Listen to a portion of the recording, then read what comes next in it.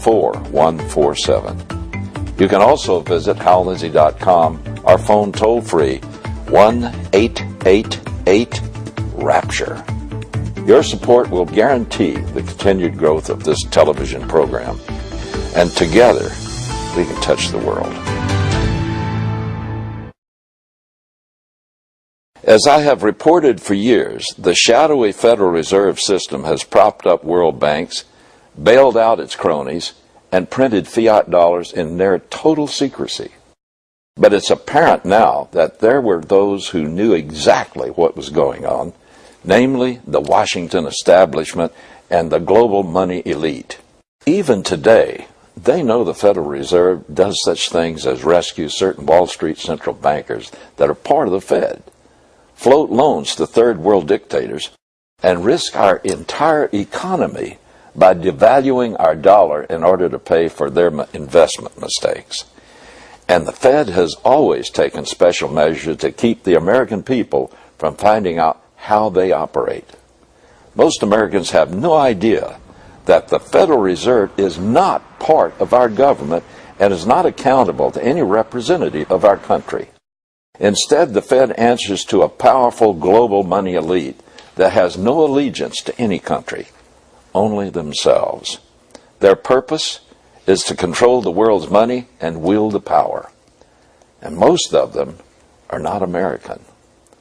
But thanks to groups like Campaign for Liberty, many Americans have been awakened.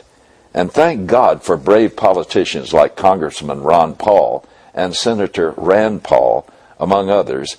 Americans from coast to coast are waking up to the secretive elite group that runs the Fed and the many problems the Fed causes in our economy. I'm also thankful that there are brave people in places of power who are fighting to get the Federal Reserve thoroughly investigated by a true, unbiased audit of their secret creation and manipulation of our currency. This is why many American banks and bankers and investment firms that are part of the Fed are in cahoots with it, are shaking in their boots. Desperate to hold on to both their power and their secrecy, they've done everything they can to stop any effort to shine a public spotlight on the Federal Reserve. You know, when President John F. Kennedy signed Executive Order 11110 on June 4, 1963, he directly challenged the constitutionality of the Federal Reserve. His executive order returned to the federal government, specifically to the Treasury Department, the constitutional power to create and issue currency, money, without going through the privately owned Federal Reserve Bank. President Kennedy's executive order gave the Treasury Department the explicit authority to issue silver certificates against any silver bullion, silver or standard silver dollars in the Treasury.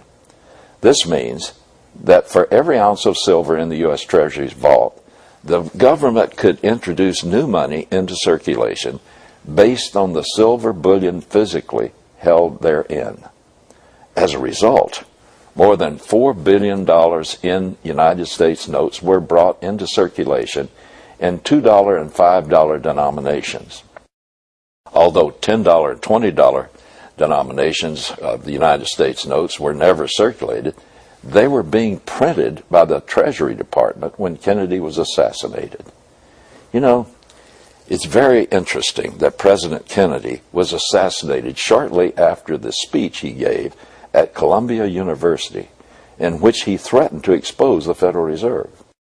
In this speech, made at Columbia University on November 12, 1963, 10 days before his assassination, President Kennedy said, "The high office of the President has been used to foment a plot to destroy Americans' freedom, and before I leave office, I must inform the citizens of this plight." According to the Constitution of the United States, Article 1, Section 8, only Congress has the authority to coin money, regulate the value thereof, and a foreign coin, and fix the standard of weights and measures.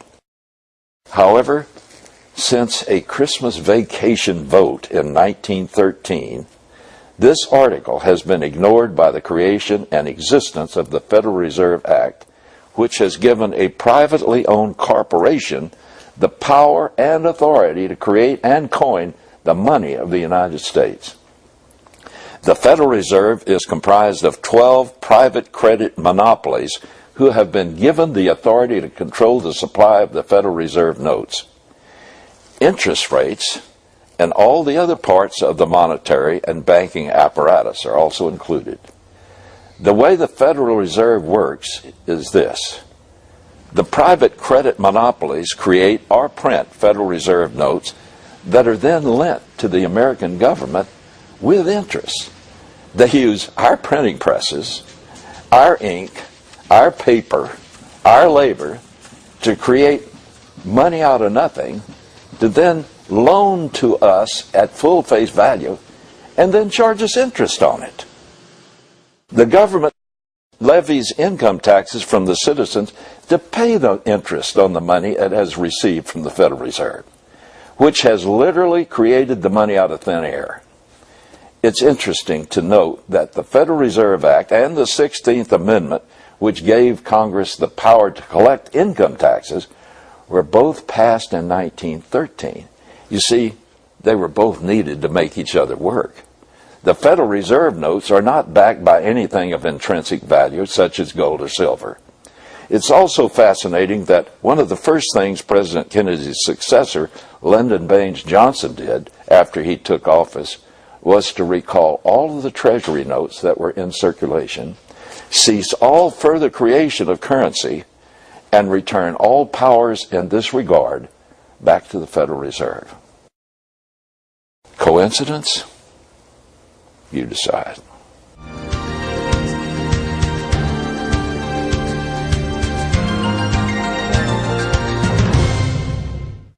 Well, that's it for tonight, folks. May the Lord bless you. And God willing, I'll see you next week.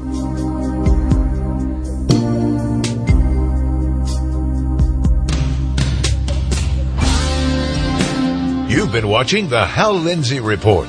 To support this program, send your tax-deductible gift to Hal Lindsey Media Ministries, P.O. Box 470470, Tulsa, Oklahoma 74147. You can also support this ministry online. Visit HalLindsey.com or call 1-888-RAPTURE.